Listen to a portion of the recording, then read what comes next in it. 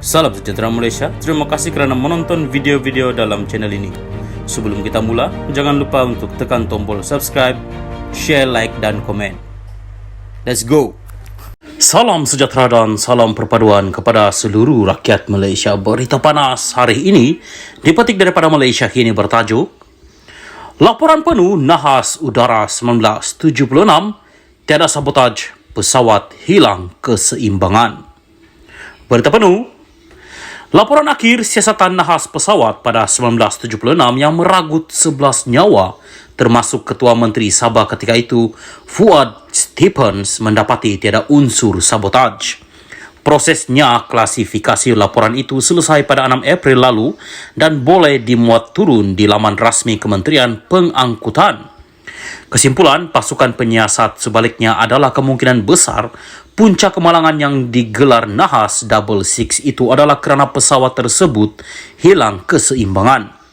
Laporan menyimpulkan punca kemalangan kemungkinan disebabkan kedudukan pusat graviti di luar had, buritan yang menyebabkan kolom kawalan tidak boleh lagi ke depan, dengan bahagian depan pesawat terangkat ke atas apabila sayap melepasi 25 darjah ketika hampir mendarat, menurut ringkasan laporan itu.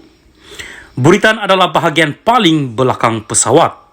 Laporan itu menganggarkan terdapat 325 lbs, 147.4 kilo muatan di bahagian bagasi buritan, melepasi had yang dibenarkan iaitu 198 lbs bersamaan 89.8 kilo. Maka walaupun kiraan berat berlepas 435 lbs bersamaan 197.3 kilo adalah di bawah had maksimum, pusat graviti telah lari. Laporan itu turut membangkitkan perihal juru terbang Gandhi Nathan yang digambarkannya sebagai ada rekod yang buruk.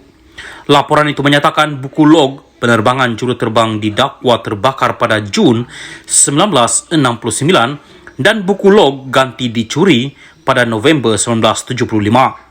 Ia juga menyatakan berdasarkan rekod yang ada, juru terbang ada sejarah prestasi buruk dalam penerbangan dan rekod latihannya dengan Sabah Air adalah original. Selain itu, laporan itu juga mendapati syarikat penerbangan tidak tegas dalam memastikan prosedur dipatuhi. Maka semua keadaan ini menyebabkan ia berlaku di mana juru terbang tanpa kelaziman memenuhi banyak keperluan atau prosedur yang digariskan syarikat, sekadar berjalan secara bersahaja mengelilingi pesawat di labuan dan duduk di kokpit ketika semua muatan berada dalam pesawat. Tanpa sedar, yang taburan muatan, distribution of load, adalah salah kata laporan itu. Laporan itu turut menyatakan juru terbang juga mungkin tidak cukup tidur dan dia ada memberitahu kenalan yang dia letih dan sakit perut yang tidak teruk. Salam sejahtera dan salam perpaduan. Berita seterusnya bertajuk Kata MP Anwar, jangan kata saya tak ingatkan. Berita penuh, imej baik kerajaan pimpinan Anwar Ibrahim setakat ini tercalar dan tercemar dengan isu pengampunan Najib Razak dan penangguhan kes Zahid Hamidi di Mahkamah Tinggi Kuala Lumpur. Najib Razak kini memohon dibebaskan dari hukuman penjara 12 tahun dan denda RM210 juta melalui pengampunan kepada Yang di-Pertuan Agong. Permohonan pengampunan telah difailkan pada bulan Ogos tahun lalu. Sementara itu, Zahid Hamidi memohon 47 pertuduhan kes rasuah, salah guna kuasa dan pelepasan wang haram digugurkan oleh Peguam Negara. Representasi telah difailkan kepada Jabatan Peguam Negara oleh Peguam Zahid Hamidi.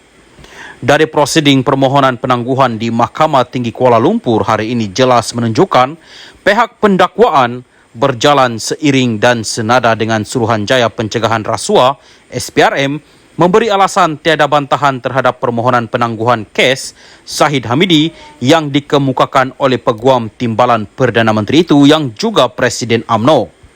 Kesudahannya pada hari ini, perbicaraan ke atas Zahid Hamidi yang telah ditetapkan dari bulan April hingga Julai nanti telah dilapangkan atau dalam bahasa biasa bermaksud ditangguh ke tarik yang baru.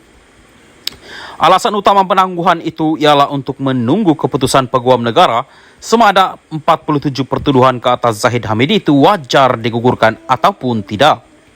Perkembangan apa yang berlaku di Mahkamah Tinggi Kuala Lumpur hari ini amat menyeramkan dan membimbangkan. Nampaknya peranan Peguam Negara berada di kedua-dua gelanggang. Pertama, Peguam Negara mengambil posisi dalam pengampunan Najib Razak di bawah perkara 42/5 Perlembagaan Persekutuan bahawa lembaga pengampunan yang dipengurusikan oleh Yang di-Pertuan Agong hendaklah dianggotai sama oleh Peguam Negara. Seterusnya, melalui perkara 42/9 menyatakan bahawa lembaga pengampunan hendaklah menimbangkan apa-apa pendapat bertulis yang mungkin telah dikemukakan oleh Peguam Negara.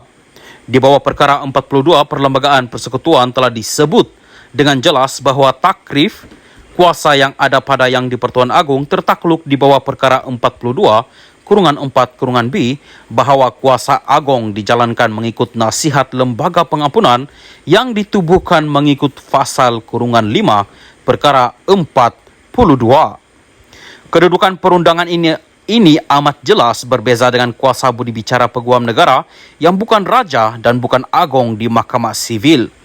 Kuasa Peguam Negara untuk menggugurkan 47 pertuduhan ke atas Zahid Hamidi hampir mutlak di bawah perkara 145/3 Perlembagaan Persekutuan. Ini berbahaya dan cukup merisaukan dan membimbangkan kepada sesiapa yang mencintai keadilan, ketulusan dan kebenaran. Di bawah perkara 145/3 dinyatakan secara bertulis bahawa Peguam Negara hendaklah mempunyai kuasa yang boleh dijalankan menurut budi bicaranya untuk memulakan, menjalankan atau memberhentikan apa-apa prosiding bagi sesuatu kesalahan di Mahkamah Sivil. Kemungkinan senario yang tidak diingini akan berlaku. Jika Najib Razak diberi pengampunan diraja dan 47 pertuduhan ke atas Zahid Hamidi digugurkan, maka kesan dua hal besar ini adalah suatu malapetaka kepada kerajaan pimpinan Anwar Ibrahim. Perdana Menteri Anwar Ibrahim perlu diingatkan, gabungan politik Pakatan Harapan dan Parti Keadilan Rakyat PKR akan ditolak oleh rakyat dalam 6 pilihan raya negeri tidak lama lagi. PH dan keadilan seterusnya akan dinyahkan oleh rakyat dalam pilihan raya umum yang akan datang. Kesudahannya, PH dan keadilan akan rebah dan tersungkur bersama-sama Barisan Nasional dan UMNO jika Najib Razak dan Zahid Hamidi bebas dan lepas dengan begitu mudah sekali. Jika itu berlaku, jangan kata saya tak ingatkan. Hasan Abdul Karim ialah ahli Parlimen Pasir Gudang. Artikel ini pandangan penulis dan tidak semestinya mencerminkan pendirian rasmi Malaysia Kini dan juga admin channel ini. Salam Malaysia Madani.